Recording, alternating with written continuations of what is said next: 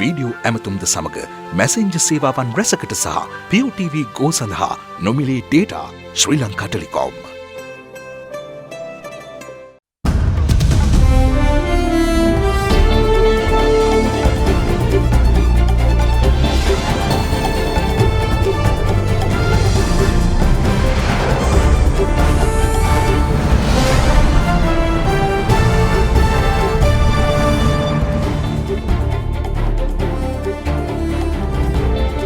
අයිබෝන් ඔබෙක්කන්නේ අද දෙරන දහවල් 12 අපගේ ප්‍රධාන පුවත් විකාශය සමගින් ප්‍රථමයෙන් පුවත් ශීර්ෂ පාඨ.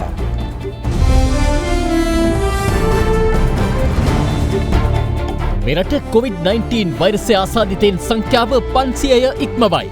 වැඩිම ආසාදිතයින් සංඛ්‍යාව ගත වූ පැය 24ේදී. අද දිවයිනටම ඇඳිරි නීතිය. ත්‍රිවිධ හමුදා සමාජිකයින්ට අද දිනේ තුල කඳවුරුවලට කැඳවීමක්. කිසිදු පාසලක් නිරෝධායන මධ්‍යස්ථාන ලෙස යොදා නොකන්නා බව යුද හමුදාපති කියයි. නව ලයිෆ් බොයි ඔලිව් විෂපීෂවලින් 100%කින් වැඩි ආරක්ෂාවක්. ලයිෆ් බොයි ආරක්ෂාවෙන් නොපියව ඉදිරියට. නිවාඩු ගොස් සිටින ත්‍රිවිධ හමුදා නිලධාරීන් කඳවුරු වෙත ගෙන්වා ගැනීමට පහසු වන පරිදි අදත් රටපුරා ඇඳිරි නීතිය ක්‍රියාත්මක කර තිබෙනවා. ජනාධිපති මාධ්‍යංශයේ ඊයේ රාත්‍රියේ නිවේදනය කළේ බස්නාහිර පළාත සහ පුත්තලම දිස්ත්‍රික්කය හැර සෙසු දිස්ත්‍රික්ක 21 සඳහා ක්‍රියාත්මක ඇඳිරි නීතිය හෙට ලිහිල් කරන බවයි. දිස්ත්‍රික්ක 21ක් සඳහා අද ඇඳිරි නීතිය ඉවත් කිරීමට නියමිතව තිබුණද නිවාඩු ගොස් සිටින ත්‍රිවිධ හමුදා නිලධාරීන් කඳවුරු වෙත ගෙන්වා ගැනීමට පහසු වන පරිදි අදත් රටපුරා ඇඳිරි නීතිය ක්‍රියාත්මක කරන බව ජනාධිපති මාධ්‍යංශය ඊයේ රාත්‍රියේ නිවේදනය කළා. ඒ අනුව අද දිනේ අත්‍යවශ්‍ය සේවා හැර වෙනත් කිසිදු පුද්ගලයෙකුට ඇඳිරි නීති බලපත්‍රයක් නොමැතිව ගමන් කළ නොහැකි. මේ වන විට ඇඳිරි නීතිය ලංකාව පුරාම ක්‍රියාත්මක වෙනවා. අත්‍යවශ්‍ය සේවාවන් වල අයට තමුන්ගේ හැඳුනුම්පත පාවිච්චි කරලා ගමන් කරන්න හැකියාවක් තියෙනවා. ඒ ඇරෙන්න කිසිම කෙනෙකුට ඇඳිරි නීති බලපත්‍රයක් නැතුව ගමන් කරන්න හැකියාවක් නැහැ. කාගේ හරි හැඳුනුම්පත භාවිතා කරලා එහෙම ගමන් කිරීමේ හැකියාවක් නැහැ ඇඳිරි නීති කාලය තුල. ගමන් කරන්න හැකියාව ලැබෙන්නේ පෙර පරිදිම සහභාගී වෙච්ච වෛද්‍ය කාර්ය මණ්ඩල, සෞඛ්‍ය සේවාවන්, ඒ වගේම ජලය, විදුලිය, මාධ්‍ය මේ වගේ අයට පමණයි. අවදානම් කලාප හැර දිස්ත්‍රික්ක 21ක ඇඳිරි නීතිය ඉවත් වන්නේ හෙට උදෑසනයි. ඇඳිරි නීතිය උදෑසන 5ට ඉවත් වන අතර එදින රාත්‍රී 8ට යලි ක්‍රියාත්මක වනවා. කෙසේ වෙතත් ආහාර සහ ඖෂධ වැනි අත්‍යවශ්‍ය ද්‍රව්‍ය මිලදී ගැනීම සඳහා පාරිභෝගික ස්ථාන වෙත යන අය ජාතික හැඳුනුම්පතේ අවසාන අංක අනුව නිවසින් බැහැරට යන ලෙස රජය නිවේදනය කරනවා. ඒ අනුව සඳුදා දින අංක 1 හෝ 2, අඟහරුවාදා දින අංක 3 හෝ 4, බදාදා දින අංක 5 හෝ 6, බ්‍රහස්පතින්දා දින අංක 7 හෝ 8 සහ සිකුරාදා දින අංකය 9 හෝ 0 ලෙස ජාතික හැඳුනුම්පතේ අවසන් අංක අනුව අදාළ දිනයන්හිදී නිවසින් බැහැරට යා හැකියි. ජාතික හැඳුනුම්පතේ අවසන් අංකය අනුව නිවසින් බැහැරට යෑම අදාළ වන්නේ කාටද? පාරිභෝගික ස්ථාන වෙත එනවනේ. සුපිරි වෙළඳ සැල්, වෙනත් සේවය සපයන ආයතන, ෆාමසි, ඖෂධ සැල්, මාකට්, මෙන්න මේවට එන අයට මේක වඩා උචිතයි කියලා තමයි අපි කියලා තියෙන්නේ නිර්ණායකයක් හැටියට. දැන් එහෙම කියලා කාට හරි කෙනෙකුට තමුන්ගේ ගෙදර බඩු ගන්න තමුන් විතරම නම් ඉන්නේ මේ අංකය එනකල් තව සතියක් බලා ඉන්න ඕනේ යන්න පුළුවන්. නමුත් මේක ජනතාවගෙන් ඉල්ලීමක් හැටියට කරලා තියෙන්නේ. ඒක බාධකයක් කරගන්න කිසිම අවශ්‍යතාවයක් නැහැ. ඇඳිරි නීතිය ඉවත් කරන දිස්ත්‍රික්කවල කුලී රැකියා ඇතුළු සාමාන්‍ය රැකියාවන්හි නිරත වන අයට හෙට දින රැකියා සඳහා පිටත් වේ හැකිද? දැන් මේ කාලය තුල ඒ ප්‍රදේශවල අයට තමුන්ගේ එදිනෙදා කටයුතු කරගන්න පුළුවන්.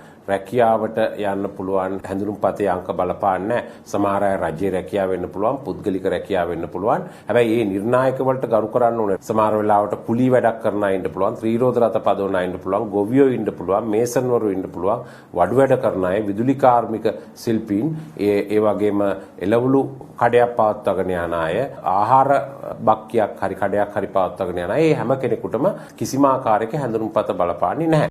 එසේම කොළඹ, ගම්පහ, කළුතර සහ පුත්තලම දිස්ත්‍රික්කවලට දැනට ක්‍රියාත්මක ඇඳිරි නීතිය මැයි මාස 4 වන සඳුදා අලුයම 5 දක්වා බලපැවැත්වෙනවා. මේ අතර අද දිනය තුල ත්‍රිවිධ හමුදාවේ සියලු සමාජිකයින්ට තම කඳවුරු වෙත වාර්තා කරන ලෙස ආරක්ෂක අංශ නියම කර තිබෙනවා.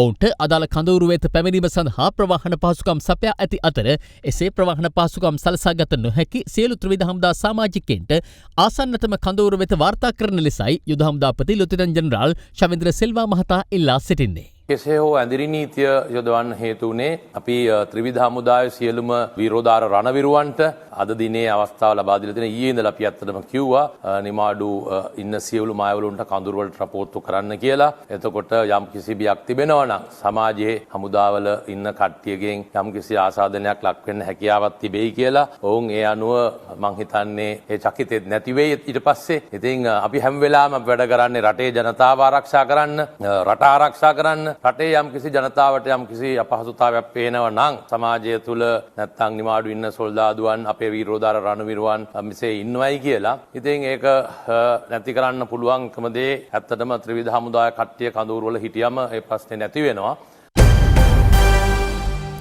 මෙරට COVID-19 වෛරස ආසාදිතයන්ගේ සංඛ්‍යාව ඊයේ මධ්‍යම රාත්‍රියේදී 500 ඉක්මවා ගියා. පැය 24කදී වැඩිම ආසාදිතයන් සංඛ්‍යාව ඊයේ වාර්තා වූ අතර එම ගණන 63ක්. ඒ අනුව ඊයේ මධ්‍යම රාත්‍රිය වන විට සමස්ත ආසාදිතයන් සංඛ්‍යාව 523ක් ලෙස සටහන් වුණා. ඊයේ දිනේ වාර්තා වූ රෝගීන් අතරින් 52 දෙනෙකු නාවික හමුදා සෙබළුන්. ඉන් 16 දෙනෙකු වාර්තා වන්නේ වැලිසර නාවික හමුදා කඳවුරෙන්. ඊයේ දවසේ 63 දෙනෙකු ආසාදිතයන් හැටියට සොයාගනු ලැබුවා. ඉන් 53 දෙනෙකු නාවික හමුදාවේ විරෝධාර රණවිරුවන්, වැලිසර කඳවුර තුලින් පමණක් 16 දෙනෙකුත්, පිටතැන් වලින් 37 දෙනෙකුත්, නිරෝධායන මධ්‍යස්ථාන වලින් 5 දෙනෙකුත්, තවත් 5 දෙනෙකු වුන් ඇසුරු කරපු 5 දෙනෙකුත් හැටියට තමයි මේ 63 සංඛ්‍යාගත වෙන්නේ. ඒ අනුව විශේෂයෙන්ම ගම්පහ දිස්ත්‍රික්කයෙන් 7ක් කියලා අතු වෙනවා. නමුත් ඔවුන් කිසිම කෙනෙක් ගෙවල් වලට ගිහිල්ලා නැහැ. දිස්ත්‍රික්කයක රෝහලක ඉන්නේ. 5 දෙනෙක් 7 දෙනා 5 දෙනෙක්ම රෝහලේ ඉන්නේ. ඉතින් ඒකෙන්ද ගම්පහ දිස්ත්‍රික්කයේ 7යි කියලා කල්පන වෙන්න දෙයක්වත් නැහැ. ඔවුන් ගෙවල් වලට ගිහිල්ලා නැහැ. ඒ කට්ටිය වෙනත් ප්‍රදේශවල ගායවලුන්. ඊට අමතරව කළුතර, කුරුණෑගල, කෑගල් එක පුද්ගලයෙක්, ඒ වගේම අනුරාධපුරය, බදුල්ල, මාතරින් එක පුද්ගලයෙක්, පොළොන්නරුව, තිරිකුණාමලේ, රත්නපුර, අම්පාර, වවුනියාව. මේ නාවික හමුදා සෙබළු ගොස් සිටින ඒ දිවෙන පුරා සියලුම දිස්ත්‍රික්කවල පාහේ අපගේ ක්ෂේත්‍ර කාර්ය මණ්ඩලය, ඒ පළාත් සෞඛ්‍ය සේවා අධ්‍යක්ෂකවරුන්, ප්‍රාදේශීය සෞඛ්‍ය සේවා අධ්‍යක්ෂකවරුන්, ඒ වගේම ප්‍රාදේශීය වසංගත විද්‍යාඥයින් මගින් ෆීල්ඩ් එකට බැහැලා මේ කටයුතු සියල්ල කරලා තියෙනවා. ඒ අනුව තමයි මේ නාවික හමුදා බටහින් කොවිඩ් ආසාදිතයන් වශයෙන් හඳුනාගන්නේ. හමුදාපතිවරයා පවසන්නේ නාවික හමුදාවෙන් COVID-19 ආසාදිතයින් හමු වූද අනවශ්‍ය බියක් ඇති කරගත යුතු නැති බවයි.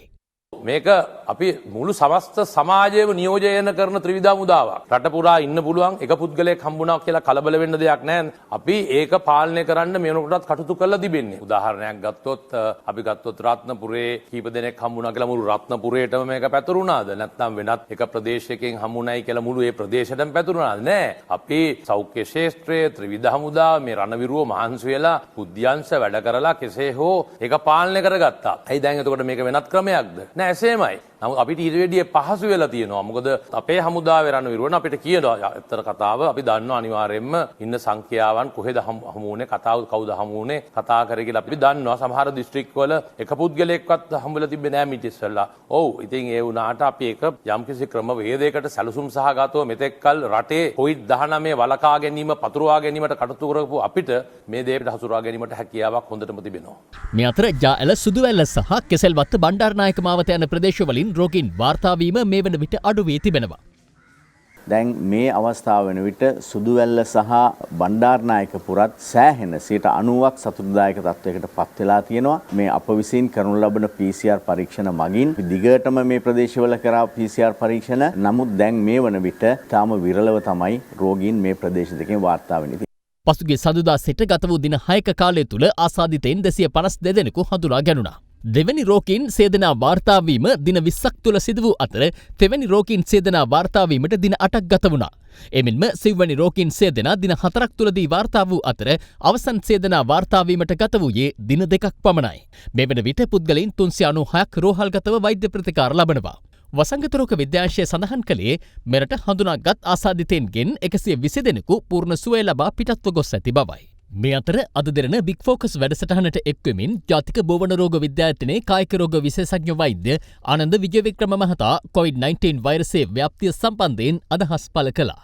කොවිඩ් වල අපි රටක් විදිහට ඉන්නේ මේකේ කුමන අවස්ථාවේද දැන්? අපි දැනට තාම ඉන්නේ මේ තුන්වෙනි අවස්ථාවේ. ඒ කියන්නේ මේක පොකුරු වශයෙන් තැන් තැන් වල ඇති වෙන අවස්ථාවේ තමයි ඉන්නේ. හතරවෙනි අවස්ථාව තමයි සමාජ සම්ප්‍රේෂණය කියන්නේ. ඒ තත්ත්වයට අපි තාම ඇවිල්ලා නැහැ. කියන්නේ දැනට මේ ඇති වෙන හැම රෝගියෙක්ම වාගේ කොතනින් ඒ රෝග තත්ත්වය ආවද කියන එක හොයාගැනීමේ හැකියාව තියෙනවා. ඒතකොට සමාජ සම්ප්‍රේෂණය කියලා අපි කියන්නේ මේක සමාජය තුල පැතිරෙනවා මේ කාගෙන් කාට ආවද එහෙම කියලා හොයන්න බැරි තත්ත්වයක්. ඒතකොට වැඩිවීම අධික වුණොත් අපිට ඒ රෝගීන් බලා ගැනීමේ ධාරිතාවය නැති වෙනවා. ඒක තමයි දැනට උත්සාහ කරන්නේ හැකිතාක් දුරට මේ සංචරණය අඩු කළා සහ ඒ සම්බන්ධයෙන් ජනතාව දැනුවත් කළා ජනතාවගේ සහයෝගය ඇතුව තමයි මේක කරන්න පුළුවන්. කොරෝනා වෛරසයේ පැතිරීම වළක්වන්න සබන් යොදා දෑත් සෝදන්න. කිසිදු පාසලක් නිරෝධායන මධ්‍යස්ථාන ලෙස භාවිත නොකරන බව යුද හමුදාපති ලුතිනන්ට් ජෙනරාල් ශවින්ද්‍ර සිල්වා මහතා ප්‍රකාශ කළා. ඒ දෙරණරුණ වැඩසටහනට එක්වෙමින්. නිරෝධායන මධ්‍යස්ථාන කරන්න කිසිම පාසලක් භාවිතා කරන්නේ නැහැ. ඒක ස්ථිරවම කියන්න පුළුවන්. ඊයේ දිනෙත් ඔක කටකතාවක් හැටියට පැතිරලා තිබ්බා. මගෙමුත් ඇහුවා අපේ කීප දෙනෙක්ගේ මේ සම්බන්ධ විමසුම් කරලා තිබුණා. කිසිම ආකාරයකින් පාසලක් නිරෝධායන මධ්‍යස්ථානයක් කිරීමට කිසිසේත් බලාපොරොත්තුවක් නැහැ. ඒ වෙන්නේත් නැහැ. ඒක ස්ථිරවම කියන්න පුළුවන්. නමුත් අපි ඊයේ දිනේදී සහ පෙරේදා දිනේදී සමහර කුඩා පාසල් විශේෂයෙන්ම හමුදා කඳවුරු අසල තිබෙන පාසල් කීපයකට අපි ඉල්ලුමක් කරා අධ්‍යාපන අමාත්‍යාංශයෙන් අපිට අධ්‍යාපන ඇමතුමා පැහැදිලි කරලා කියලා තියෙනවා දෙන්න පුළුවන් පාසලුත් මොනවාද කියලා.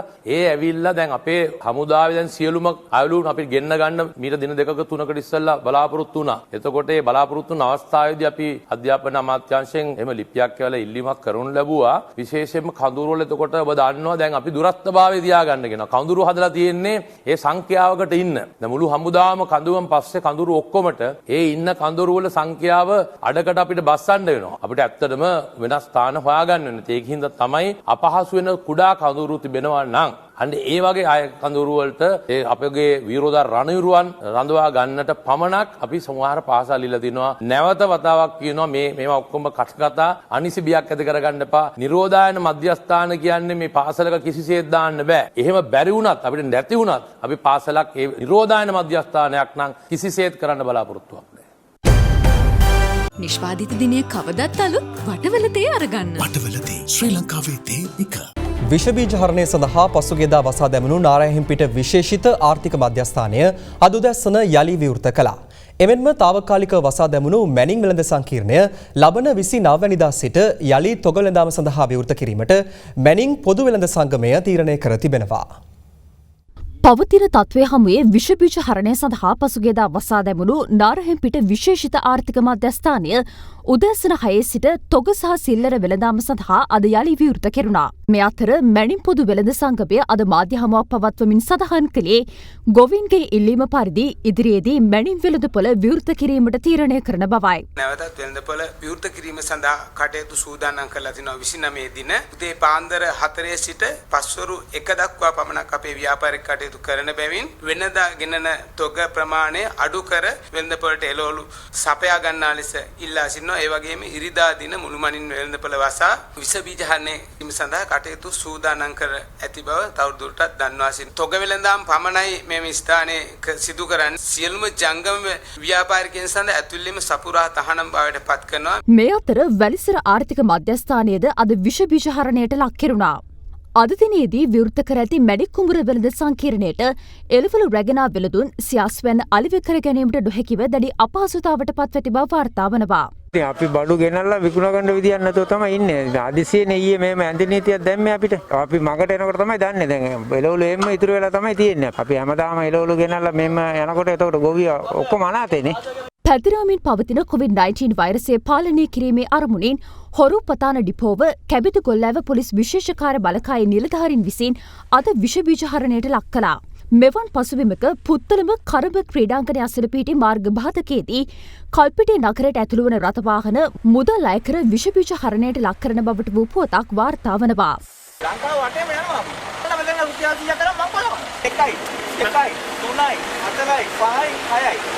නගරයට ඇතුළුවන වාහන සීමා කිරීමේ අරමුණින් යතුරු පැදිහැර සෙසු සියලු රථවාහන සඳහා රුපියල් 100ක මුදලක් ප්‍රාදේශීය සභාවේ අනුමැතිය මත අය කරන බවයි අද දින මේ සම්පාදනය කළ විමසීමකදී කල්පිටිය ප්‍රාදේශීය සභාවේ සභාපතිවරයා සඳහන් කළේ. මේ අතර චීන රජය විසින් ශ්‍රී ලංකාවට ලබා දෙන තවත් ආධාර තොගයක් අද උදැසන සෞඛ්‍ය අමාත්‍යාංශයේ වෛද්‍ය සැපයුම් ඒකකයේදී සෞඛ්‍ය අමාත්‍ය පවිත්‍රා වන්නිආරච්චි මහත්මිය වෙත පිරිනැමුණා.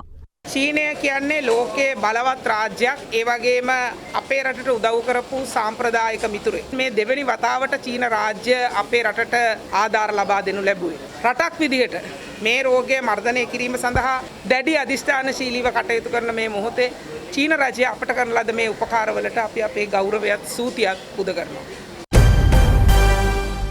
ඇඳිරි නීතිය ක්‍රියාත්මකව තිබියදීත් ඇතැම් පුද්ගලයින් දෙවයින පුරාස්ථාන රැසක නීති විරෝධී අයුරින් මත්පැන් පෙරීම, මත්ද්‍රව්‍ය සන්තකයේ තබා ගැනීම වැනි නීති විරෝධී ක්‍රියා රැසක් සිදු කර තිබුණා. දකුණු පළාත් විශේෂ සුරාබදු වැටලීම් ඒකකය විසින් ගාල්ල හියාරේ කෝඹල රක්ෂිතයේ සිදු කළ ඒකාබද්ධ වැටලීමකින් රුපියල් ලක්ෂ 8කට වැඩි වටිනාකමකින් යුතු ගෝඩා නිෂ්පාදිත මත්පැන් හා උපකරණ සමග සැකකරුවන් 8ක් අත්අඩංගුවට ගැනුණා. බදුරලේ හැඩිගල්ල පුවක්තොල ඇඳිරිගලදොල රක්ෂිතයේ සිදු කළ අනවසර මැණික් ඉල්ලම් කැණීමේ ස්ථානයක් වැටලීමට බදුරලේ පොලිසියට හැකිවුණ අතර එහිදී සැකකරුවන් 5 දෙනෙකු සමග මෙරට නිෂ්පාදිත මැණික් ඉල්ලම් සොයීමේ විශේෂ ලේසර් යන්ත්‍රයක්ද සොයා ගැනුණා. පොලිස් විශේෂකාර්ය බලකායේ ගෝණහේන කඳවුරේ නිලධාරීන්ට ලැබුණු තොරතුරක් මත වේයන්ගොඩ දඹුවත්ත ප්‍රදේශයේ පාළු ඉඩමක පවත්වාගෙන ගිය නීති විරෝධී මත්පැන් පෙරන ස්ථානයක් ඊයේ වටලනු ලැබුවා. එහි තිබී ගෝඩා මිලිලීටර් 36000ක් සහ නීති විරෝධී මත්පැන් මිලිලීටර් 5000ක් සොයාගත් අතර එහිදී සැකකරුවෙකු අත්අඩංගුවට පත් වුණා. ජපානයේ ප්‍රමුඛතම තීන්ත දැන් එස්ලෝන් නිවසින්. කන්සයි එස්ලෝන් ලෙඩ නැති තීන්ත. මනුසත් දෙරණ ජාතික ක්‍රියාන්විතය 33 වන දිනටත් අද ක්‍රියාත්මක වනවා. ඒ COVID-19 වෛරස ව්‍යාප්තිය පාලනය සඳහා පනවා ඇති ඇඳිරි නීතිය හේතුවෙන් අපහසුතාවට පත් ජනතාවට යම් සහනයක් ලබා දීමේ අරමුණින්.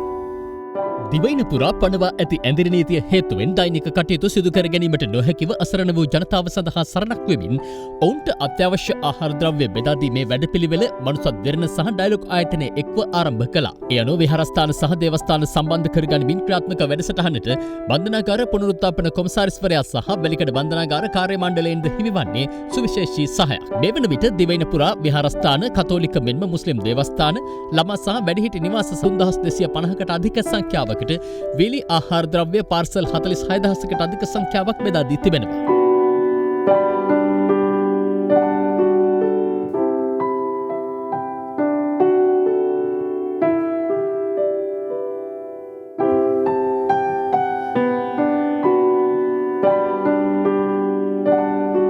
දුර බැහැර නොබලා ඇවිල්ලා මේ වගේ සත්ක්‍රියාවක් කිරීම සාර්ථකමක් වෙනවා. ආශිර්වාද කරන්නේ ඩයලොග් ආයතනයේ ඒ වගේ මනුස්ස අධ්‍යයන ආයතනයේ තෑම සිළු දෙනාටම නිදුක් නිරෝගීව ඒකාන්තයෙන්ම සැලසේවා. මේ අතර හෙන්රි ස්ටීල් ඕල්කට්තුමන් ආරම්භ කළ ප්‍රමුඛ බෞද්ධ විද්‍යාලයන්හි ඩුබායිහි වෙසෙන ආදි සිසුන්ගේ එකමුතුව විසින් COVID-19 වෛරසෙන් ආරක්ෂා වීම සඳහා ආරක්ෂණ ඇඳුම් කට්ටල මනුසත් දෙරණ වෙත පරිත්‍යාග කළේ මෙරට සෞඛ්‍ය අංශ නිලධාරීන් වෙත බෙදා දීම සඳහායි.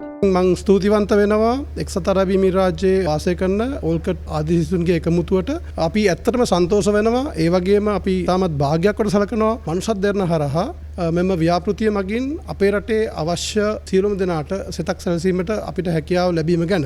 ඉදිරියටත් මනුසත් දෙරණ මෙම විශේෂ සහන ක්‍රියාන්විතය ඩයලොග් සමග එක්ව සිදු කරනවා. COVID-19 ආසාදිතයින් ප්‍රතිකාර ලබන රෝහල් සඳහා අවශ්‍ය වෛද්‍ය උපකරණ ලබා දීමේ ව්‍යාපෘතියක් මනුසත් දෙරණ ආරම්භ කළේ මෙරට ප්‍රමුඛ මූල්‍යායතනයක් වන LOLC සමූහ ව්‍යාපාරයේ පූර්ණ දායකත්වය ඇතිවයි. ඒ අනුව LOLC ආයතන සමගින් එක්ව කොළඹ වෛද්‍ය පීඨය සඳහා මනුසත් දෙරණ වෛද්‍ය උපකරණ ලබා දුන්නේ මේ ආකාරයෙන්. LOLC සමූහ ව්‍යාපාරය මේ අවස්ථාවේදී මේ ව්‍යසනයෙන් රට මුදව ගන්න කටයුතු කරන අපේ සෞඛ්‍ය අංශවලට ශක්තියක් වීම සඳහා මනුසත් දෙරණත් සමග එකතු වෙලා මේ ප්‍රජා සත්කාරය කිරීම පිළිබඳව මම ඉතාමත් සන්තෝෂවත් වෙනවා. LOLC සමග එක්ව මනුසත් දෙරණ දිවයිනේ වැඩි අවදානමකට ලක් වූ රෝහල් වල පහසුකම් සපුරාලීමට ඉදිරියේදීත් කටයුතු කරනු ඇත. මනුසත් දෙරණ සියල්ලට ප්‍රථම මිනිස්කම. ඒ සමගින් ප්‍රවෘත්ති ප්‍රකාශය අවසන්. සුබ දවසක් ඔබට.